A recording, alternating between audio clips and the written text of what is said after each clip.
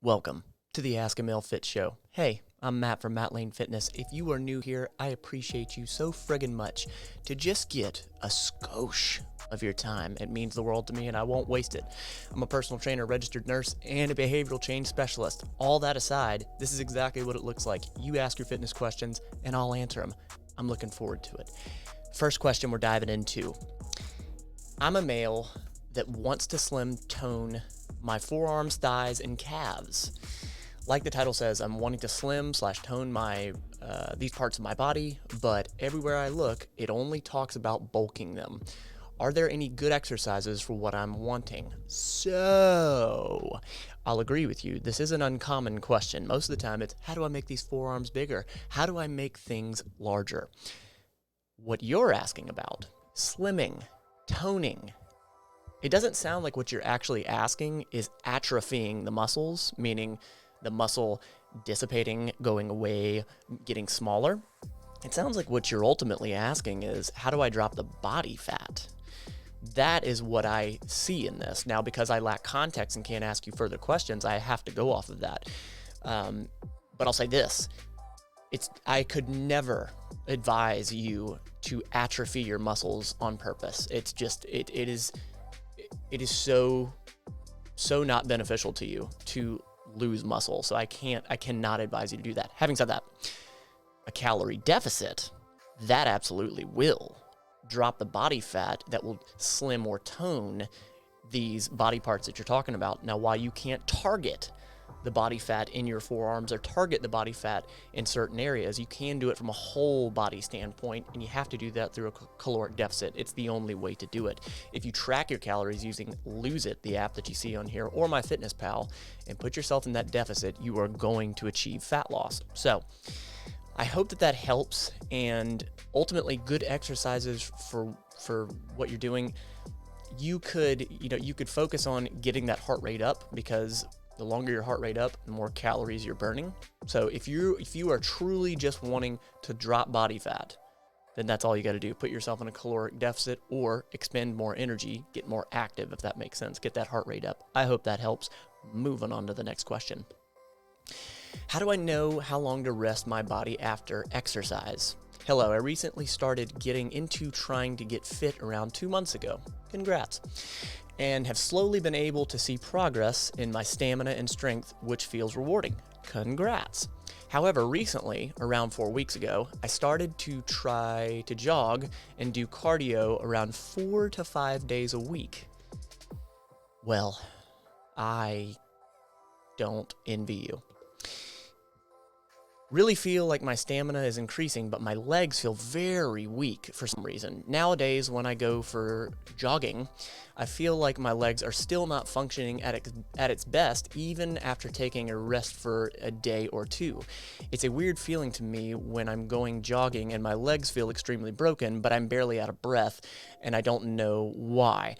Am I just not resting enough? Okay, so it might not be that you're not resting enough. It might be that you're just overdoing it in the beginning. So it sounds like cardiorespiratory wise, you're doing great. You could run that 1.5 miles with no issue. Sounds like you just started only 4 weeks ago doing 4 to 5 days a week, 1.5 miles, right? Isn't that what you said? 1.5, where did I read that? I could have sworn that I read 1.5. Apparently I didn't. Whatever. It sounds like 4 to 5 days a week is too much. Or it could be that you are running too hard, too long. It's one of those factors. So what you need to do is dial it back. Honestly, if I were in your shoes, I would be dialing it back as far as the intensity or the length in which you're running, how far you're actually running. 4 to 5 days a week you could still do. I would try to space it out as much as you can. So like you said, getting some rest, at least 24 hours in between each run of rest. But ultimately, you need to dial it back. It sounds like you're doing too much in the beginning. So yeah, you need to take that recovery time.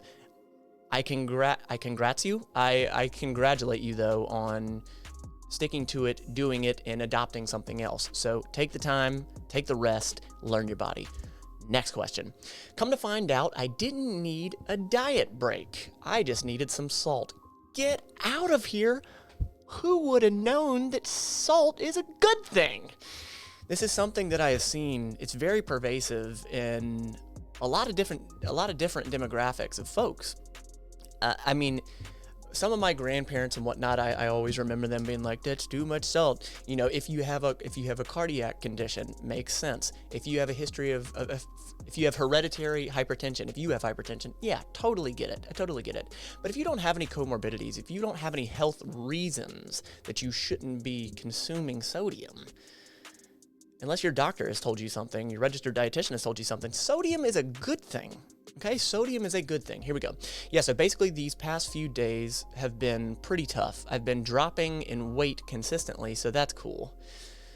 But I've been feeling mentally and physically weak AF. My plan was to tough it out until next week. Good luck on fortitude getting you through it, because I have a 3-day diet break planned. That's smart to have diet breaks. I think that's a smart thing.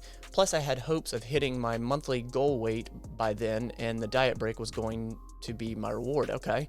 But this morning was my breaking point. Interesting. Sounds like you're self-aware. I felt like I had to diet break now, or I was going to crash, okay? I was done with the deficit, okay? I told my accountability partner, who also happens to be my neighbor, my plans, and he yelled through the phone, "Wait, don't do it." Think I know what's wrong. Confused, I hung up and waited for him to show up. Apologies. He came in the door and helped and handed me a package of Celtic sea salt. He tells me to eat a few salt crystals and wash it down with water. Hey, speaking of, water break, everyone. I hope you did it at home too. I did it, and boom, I felt like a brand new person. So it turns out I didn't need more calories. I needed electrolytes. The physical fatigue went away, and I got mental clarity back within minutes. Now I feel like I'm ready to keep pushing until next week. I wanted to share this because maybe this might help someone who was about to make the same mistake that I was about to make. Understood. Good for you on learning the lesson. Sometimes, actually most of the time, the toughest lessons are always the most beautiful lessons, and they mean the most, and they stick around with you. I wonder what this person is eating. I can't help but go to, are you doing keto? Because that's exactly what keto does to you. You drop a lot of weight in the beginning. It is typically water weight, and you are peeing out a lot of electrolytes. So not just sodium, but potassium, chloride, magnesium, all of them. And that is why you feel like crap. That is the keto flu. So sodium is a good thing. It's a really, really good thing. From what I have worked around, 2,000 milligrams for a cardiac patient is what I've come accustomed to in healthcare. 2,300 milligrams of sodium is what the FDA recommends for a healthy adult. And I see so many people say, "Oh no, that has a lot of sodium. That has too much sodium." Granted, they don't pay any attention to the calories they're eating, or they don't even know how much sodium they're supposed to take in. So I highly, highly encourage you to not lead by fear when it comes to certain micronutrients or macronutrients or whatever.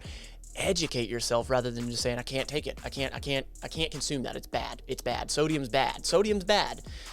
Sodium's not bad. Sodium is a great thing. If you don't have enough sodium, your heart will not contract. You will die. If you don't have enough sodium, your muscles will not contract. You can't build muscle. You need sodium, and you may need fitness plans based in behavior change and science. That's exactly what I do. So if you're feeling squirrely, check it out down below. And to the Mental Fit Mafia, to the patrons, thank you so friggin' much for being here. You don't have to be perfect at this fitness thing.